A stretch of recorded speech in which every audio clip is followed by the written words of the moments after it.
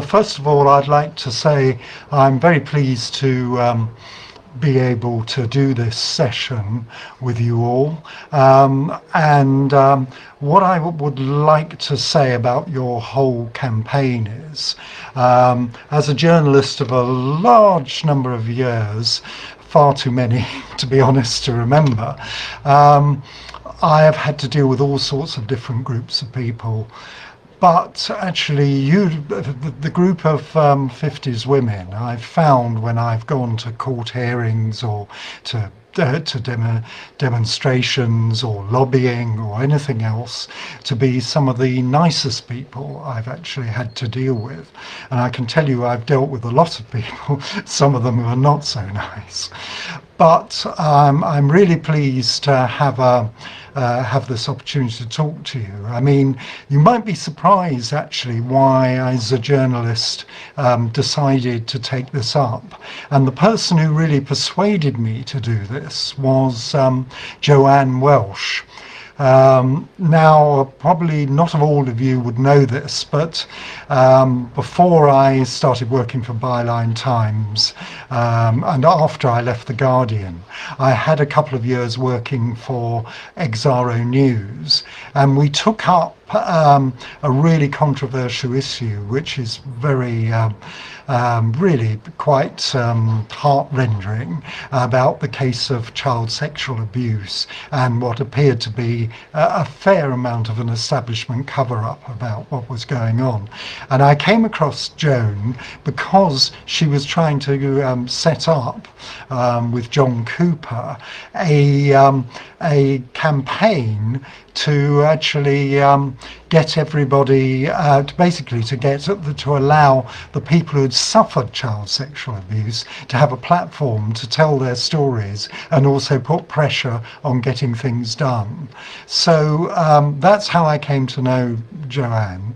And it was a few months or years afterwards that I came across her again when she contacted me to tell me about what she regarded as one of the worst injustices that had been, to convince me as a journalist that I should take up the cause of women born in the 1950s and who were suffering as a result of having to wait for 6 years for a pension. And I basically, but she's a very persuasive person, as I'm sure you all know. And basically, when I started looking at this, I was actually quite shocked because I hadn't realized how many women were caught in this position, 3.8 million. And she asked me to do some research on the whole thing because at the time, the government was roughly saying, oh, I thought you could hear me.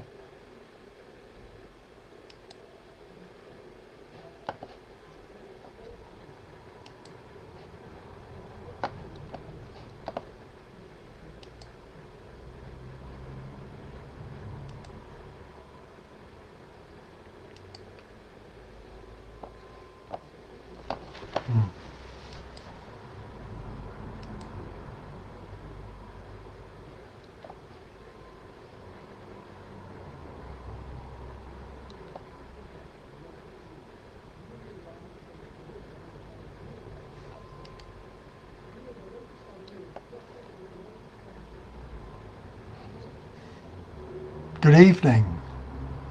Can you hear me now, actually? I'm just checking that you can all hear me before I continue. I'd actually started talking about things, but I hadn't realized that you hadn't thing. And it's wonderful to see all these lovely messages from you as well. Just to absolutely make sure you can I'll start again because I wasn't sure whether you could, I thought you could hear me. I was going to say that among the people I have met and I've had a long career in journalism, taken up all sorts of cases and groups and dealt with politicians, civil servants, and also a number of extremely dodgy people, and that includes the civil servants sometimes and the politicians. Frankly, I have never met such a nice group of people who are suffering so much for their by having to wait for 6 years for a pension. And whenever I've come, I'm sort of for the whole when I've ever gone somewhere, gone to the court cases, gone to the rallies, gone to party conferences, and I have never really met such a nice lot of decent people who have actually been really badly treated by the government. What I might say is, you might be very surprised why I got involved in this. And I actually got involved in this because I was approached by Joanne Welsh.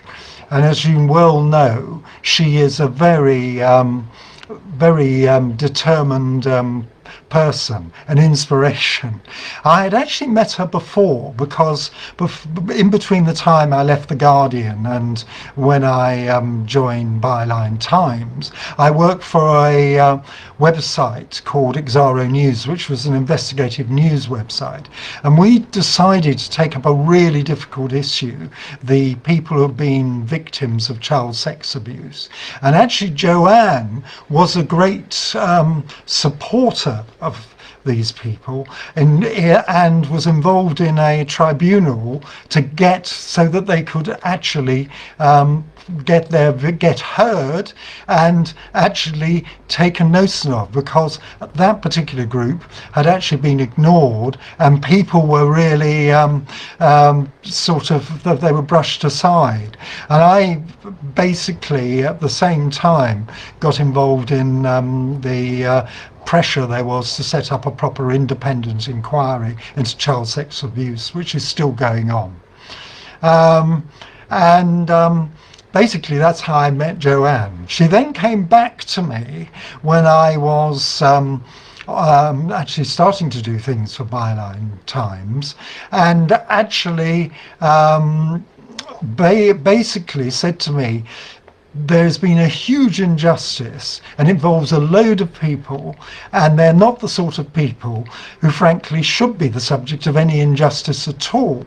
They've worked hard all their lives, they've done a lot of things, and she basically said to me, I think I would be interested in you trying to investigate some of this for us. And that's what I did. Basically, I have been myself astonished by what I have uncovered since I started doing research and looking at this. I mean, the most amazing thing, and I still remember the phone call because I couldn't believe it, is Joanne asked me to really investigate why the government always said we can't afford to do this, there isn't the money and everything else. And when I discovered there was a really good reason there wasn't the money, was the fact the government had cut back on the contributions that the Treasury had done to put into the National Insurance Fund, where you get all your pensions from. And what really amazed me is when I discovered that it was about over about 24 years or more, they had basically saved an astonishing 271 billion quid.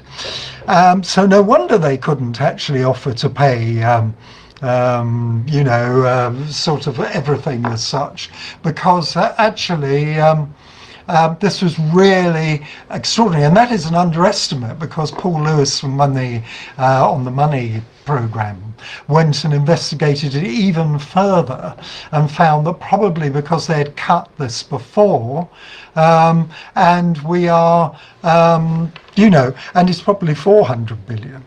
And then I realised why George Osborne has said, oh, dealing with this was the simplest way to get the biggest savings I've ever made in my whole life, and it's great because there'll be no problems. Well, I'm afraid he said that in America, and I'm afraid the problems have come to haunt them because you've got a great organisation in Back to 60 who was Joanne not only getting me actually, but also Michael Mansfield to actually take up your legal case, and that is absolutely terrific because I think although you've had a huge setback for by actually the courts deciding that to turn down your judicial review, now actually the the Court of Appeal has agreed on every case, on every point you made, that it's got to be reheard, and I think that's absolutely extraordinary. I see some of you are saying, what do they do with your contributions? As far as I can see, they use them probably for tax cuts for the better off to start with. And since then, they've saved a lot of money by actually not having basically to top up the fund. Now, frankly, in my view, in 1995, what they should have done, and actually I think the Norwegians had the best idea when they discovered all the North Sea oil, or the oil in Norway, as opposed to us discovering the North Sea oil. They decided to put money aside for actually to make sure that the Norwegian people got a really decent pension. In Britain, we squandered the North Sea oil, but on top of that took a decision that the best idea was not to do anything actually, and instead basically raise the pension age all the time, and sort of save and basically save money that way rather than putting many of the money in. And I think that has been an absolute disgrace, and it doesn't matter which party you are on, or whether it's Labour, Tory or Liberal Democrat. All three of them, successive governments, actually have never really faced up to you and actually get anything, and get your just dues, as the case will be.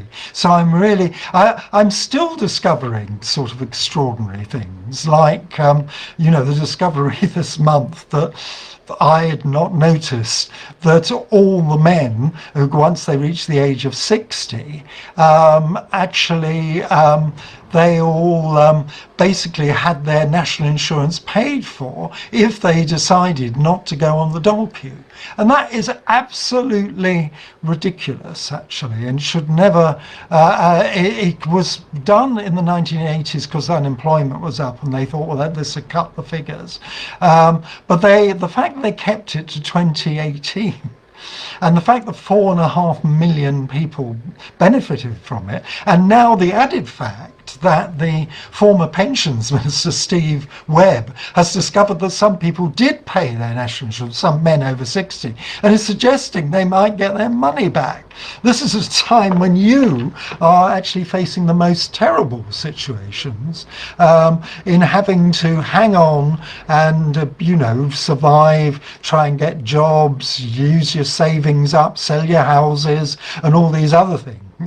And the government actually hid in the court hearing. They never mentioned that when the equality issue was raised, that well, actually, men got the extra pension, their national insurance paid, so they could have a higher pension.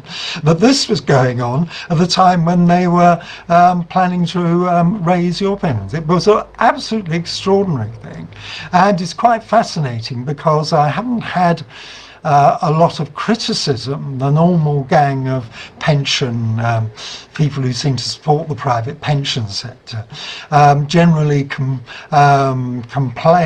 Well, what they've tried to do is actually say, well, actually, most of them probably didn't need it or get it and everything else. Well, I mean, that cannot be the case if Steve Webb thinks he's got enough people who've paid it without realising they will get it free and thinks they should get the money back. I mean, I really thought this was sort of, just made things worse. It's a sort of, I mean, it was almost the cherry on the cake, actually, for men, actually, rather than women, and I'm just hoping that actually something happens actually, and that we won't actually be left with a situation with the court case that you get delayed. But what's really good is that it's definitely going ahead, and basically I think more things will continue to come out. I mean, one quite interesting thing is, which I might write, well, two interesting things actually. One is that it looks like they never told people about who were getting divorced. A lot of the lawyers don't seem to see, and sadly a lot of women couldn't afford lawyers over the divorce, that actually they had to take account of their pensions, and a lot of them have lost out on that, and the men have kept a lot of pensions. And I've heard some very heart-rending cases that sadly can't be addressed because they didn't have legal advice at the time. The other extraordinary thing, which has been discovered by the woman Miffy, is that in 1986, that's 10 years before the government decided to raise the pension age, what appears to have happened is that the government decided that women could no longer get the full amount of SERPs money that their husbands had got. If their husbands died, they cut it in half. But again, just like the 1950s women, they didn't inform them. But this case, frankly, the government lost out because the National Audit Office spotted it, the Ombudsman spotted that this had gone on, that there was enough evidence, and they got refunded £2.2 billion.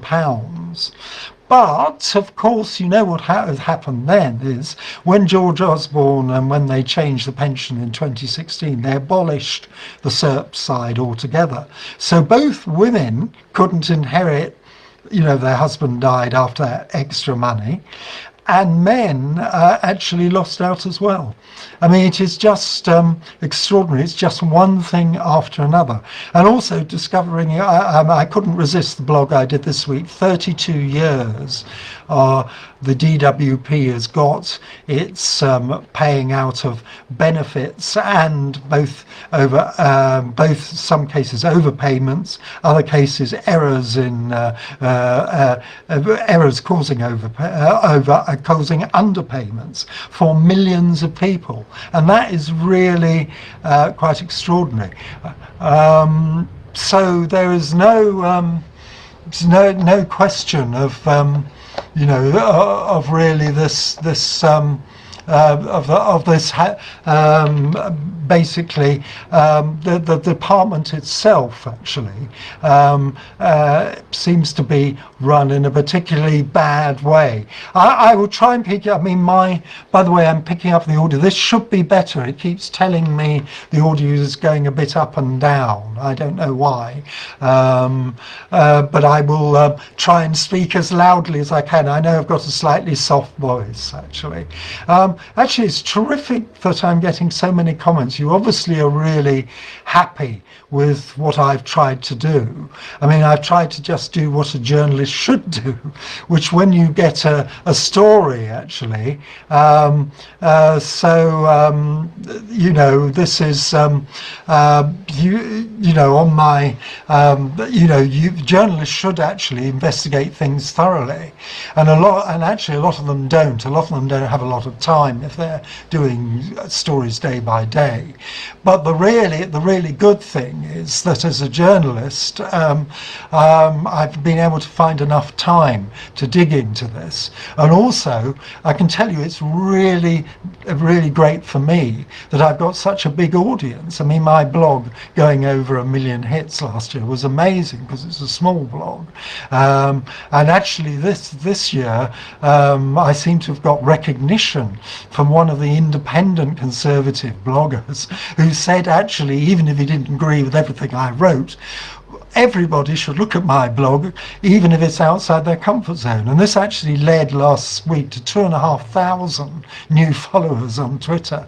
And this should be good for you, because the new people will also see what stories I'm writing about on the 50s women case. So hopefully this will spread your story even further. I mean, at the moment, the mainstream media is so deluged with the COVID-19, the jobs crisis that's coming, the sort of way everything else is doing, and they really are not. They're not really they're not really focused on it. I suspect they will focus on the appeal when it happens. And I can tell you why I'm suspicious of that, because someone from the BBC at the last appeal said, "Oh, I hope you're going to continue on your blog telling everybody about this, because I need this to find out what the issues are," even though he wasn't particularly, reporting on them and day to day. So this, I'm hoping that you will get a lot of coverage on the actual day. And the great irony time is that the great irony about all this is that although you lost, the next day the Nationals came, who'd not done anything much about it, absolutely came on your side with headline news, which must have been the last thing the government wants, actually. So when the next judicial hearing it comes on July the 21st and 2nd, hopefully you will get actually coverage in the Nationals again, and you will then probably have to wait 2 or 3 months for the decision like last time, because it's right at the end of the judicial session.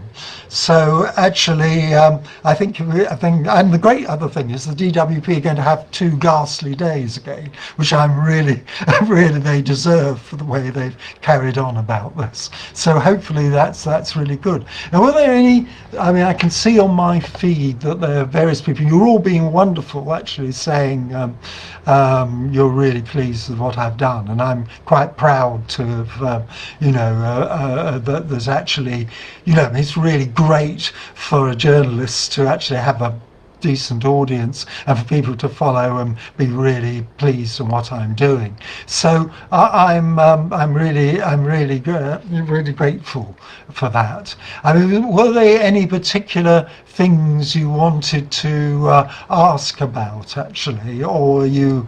I mean, you obviously seem really happy with everything I've been trying to do. And I'm just hoping it comes up. By the way, the interesting thing about my extra followers, they include more MPs, including Conservative MPs. So the Conservative MPs you're writing to, raising the case, are also, some of them are following my blog, and some of them are quite high up, like Sajid David, and also quite a few ex-MPs as well. So hopefully this will be this will get your story even further, actually. So anyway, So you want to know who would I like to play? I don't think I want Benedict Cumberbatch, like the person who played her thing. That's a good question. Actually, I'm not really quite sure who I should pay, who should play me. Actually, but I quite like someone who's fairly dynamic and probably a bit of an eccentric character like I am. Actually, but still. Um, I noticed someone has asked about the job release. Yeah, that evidently was used to lower the unemployment figures, actually. So anyway, it's great to see so many of you, actually. So anyway, I also, as a journalist, I might add, I normally, when I get involved in something, I normally follow it through. I don't believe. I think one of the weaknesses in journalism is that journalists are here today, gone tomorrow. They do one-off stories on something, and then it disappears. My line has always been to follow everything up and do things, and keep digging. And the more you dig, the more you find out, actually. And it's certainly been in your case. I mean, it's been quite an education for me. What a swindle the government did, actually. It really is, actually. And it's really sort of difficult, to say, actually.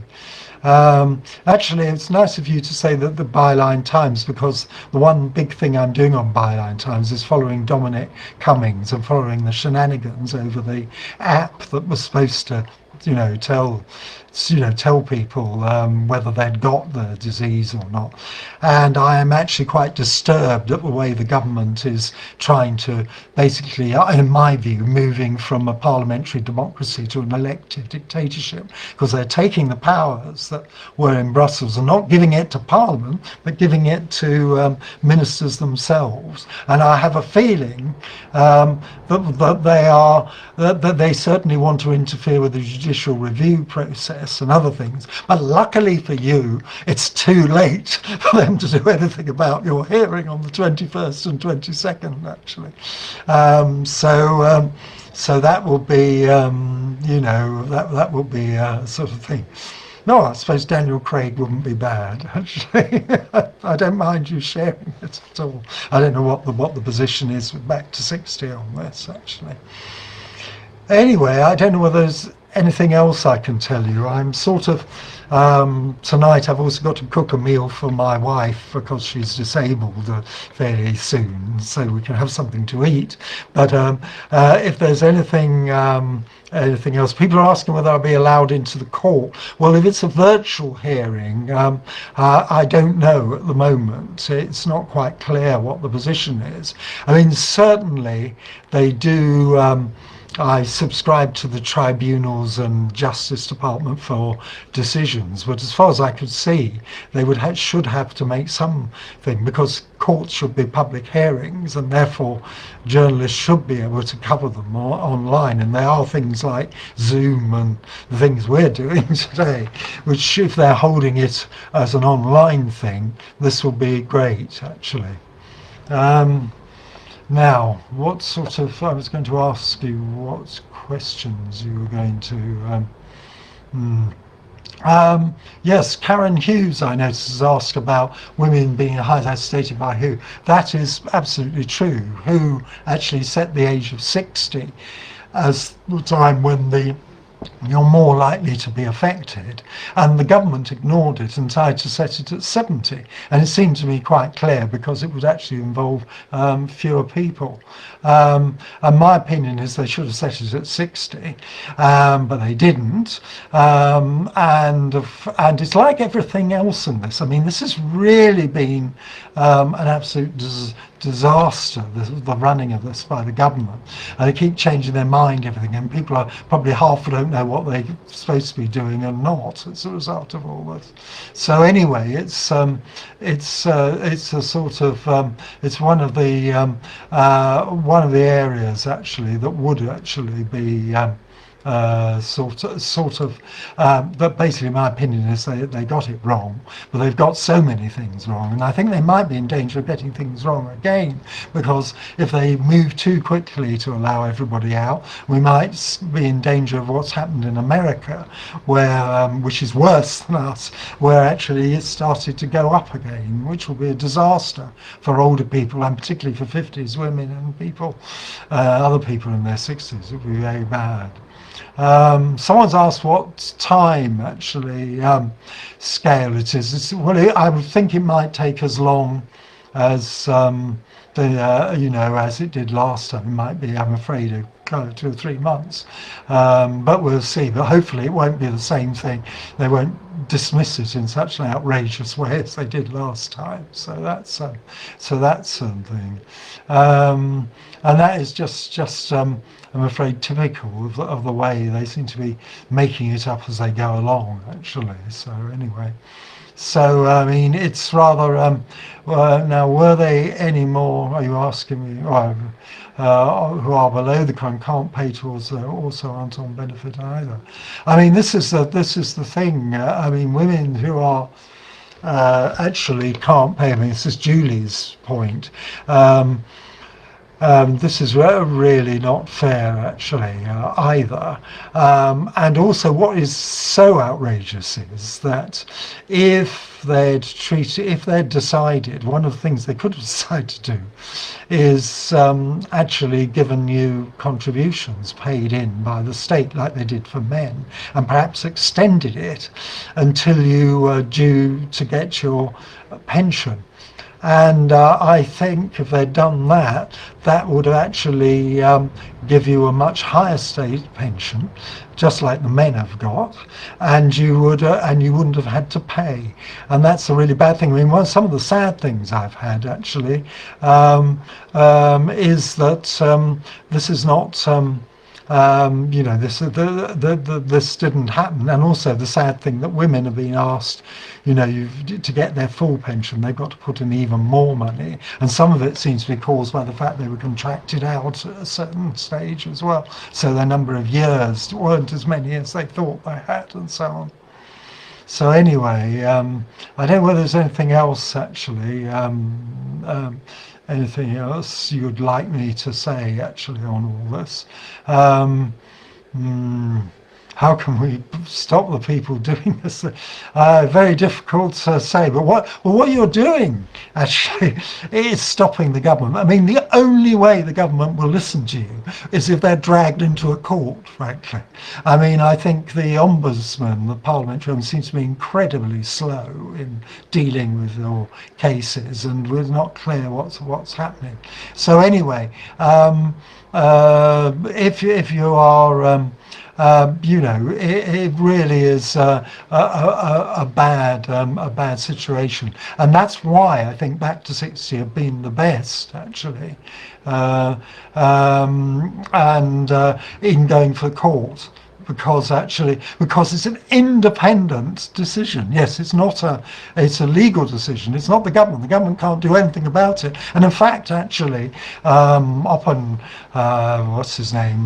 Philip Oppenheim has actually said, Opperman has actually said they will have to agree with the court. If he said anything else, he will be in serious trouble because it will be telling actually them. So I think. 60, 70 with no underlying low risk. I don't think Sue's point, Beatty's point, why I'm pretty certain that actually 60 to 70-year-olds have got a greater risk of COVID-19